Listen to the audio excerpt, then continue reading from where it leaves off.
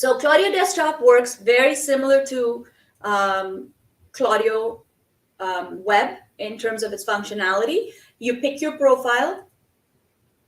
You've got a few smart formatting options that you can set. There are some that are available on the web that are not available on desktop. Currently, we do not support speaker identification on desktop. And it's because the speaker feature will not be available for the next couple of months at least. So we expect the next version of Claudio Desktop to support speaker identification. Another thing we don't support on here is non-English. While Claudio Web has support for up to 50 plus languages translation and 150 languages of transcription, Claudio Desktop only supports English. And the third thing we don't support is grammar cleanup, like stutters and mishears and things like that. Misspeech. It's not covered in Claudio Desktop. So those are the three things we don't cover. But you set your smart formatting settings, and you pick where you want to transcribe. The current build, that version that you have, which is version 2.0, only allows you to process the files locally.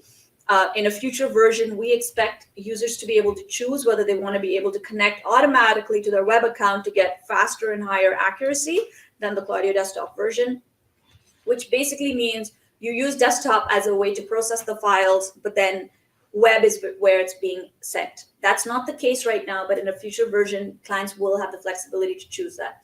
You set your job name, and then you add your files. So you can go in and choose the audios that you want to add there. Right?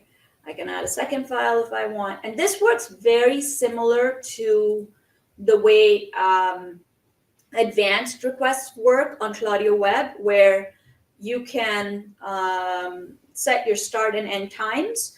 You can actually add multiple start and end times if you want in the desktop version. So you can say, well, I want to go from the 5-minute point to the 10-minute point, and then press on here and then add another segment that's from the 15-minute point to the 20-minute point, etc. Multiple audios. You can reorder the audios by dragging them up and down. And then when you click submit, the job is submitted. All right.